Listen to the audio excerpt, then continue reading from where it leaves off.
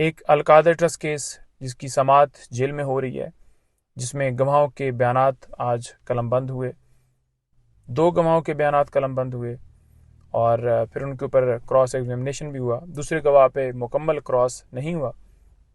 तो ये सिलसिला जो है वो चल रहा है, जेल के अंदर ट्रायल चल रहे हैं। जिस तरह दूसरे केसेस आपने देखा कि सज़ाएं दी गई, तोशाखाना केस हो, साइफर केस हो, इद्दत के दौरान निकाह वाला केस हो, कोई लीगल फॉर्मेलिटीज़ पूरी नहीं की गई और रात दिन ये केसेस चलाकर 2-2, 3-3 अदालतें इकट्ठी लगी कि इलेक्शन से पहले सज़ा की सूरत दी जाए। तो वो सज़ाएं देकर और जिस तरह से एक बंद कमरे के अंदर सज़ाएं सुनाई गई, पूरी कौम ने देखा। सारे झूठे केसेस हैं। उन केसेस के अंदर वो झूठे केसेस बनाए गए, फिर गलत तरीके से चलाकर गैर कानूनी तरीके से उसके अंदर कोई प्रोसेस फॉलो नहीं किया। इसी बुनियाद के ऊपर तोशाखाना केस के अंदर सज़ा भी सस्पेंड हुई है कि ट्रायल जिस तरह से कंडक्ट किया गया है, एविडेंस ही नहीं है। तो ये इसी तरह से चलाया जा रहा है। इसमें जो है वो नेक्स्ट डेट ईद के बाद गई है। दूसरे नंबर पर इद्दत के दौरान निकाह वाला केस। अब इद्दत के दौरान निकाह वाले केस के अंदर खान साहब और बीबी साहिबा को सज़ा हुई। तो जो सज़ा हुई है उसकी अपील जो है वो डिस्ट्रिक्ट कोर्ट के अंदर फाइल की गई, जो कि आज लगी हुई थी, जिसमें हमारी तरफ से सलमान अकरम राय साहब ने वहाँ पर आर्गूमेंट्स किए।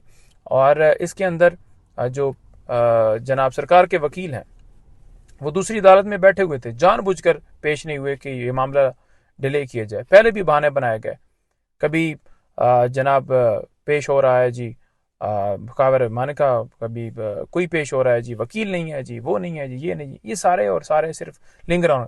सजाएं देनी हो, हर चीज़ टीम में 3-3, 4-4 लोग पहुंच जाते हैं, लेकिन जब खान साहब की सज़ा को सस्पेंड करने के हवाले से मामला हो या उनकी बेल के हवाले से मामला हो तो केसेस लटकाए जाते हैं।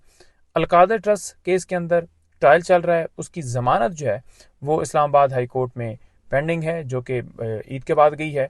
और इसी तरह साइफर केस जो है वो भी इस्लामाबाद हाई कोर्ट के अंदर उसकी सज़ा जो है वो सस्पेंड करने के लिए भी वहाँ पर चल रहा है, वो भी इसी तरह ईद के बाद गया है। और तीसरा केस ये इद्दत के दौरान निकाह वाला केस, जो कि अब मंगल पर गया है। अगर उस दिन दोनों तरफ से आर्गूमेंट सुन लिए जाएँ और मेरिट के ऊपर फैसला दिया जाए तो बीबी साहिबा की जो बेल है वो सज़ा जो है वो सस्पेंड हो जाती है और वो रिहा हो सकती हैं। लेकिन ये जानबूझकर लटका रहे हैं, अभी तक उनके ऊपर कोई ऐसा केस नहीं है मजीद। और लेकिन इनसे ये भी आप जहन में रखें, कोई उम्मीद नहीं है, लेकिन हम इनसे बारहा कह रहे हैं कि जो मुल्क के अंदर जुल्म जबर आज तक किया गया, झूठे केसेस बनाया गया है, इस कौम, इस जमहूरियत के ऊपर जो हमला किया गया, अब ये सिलसिला बंद किया जाए। तमाम उनके ऊपर केसेस झूठे हैं, तमाम वर्कर्स के ऊपर केसेस झूठे हैं।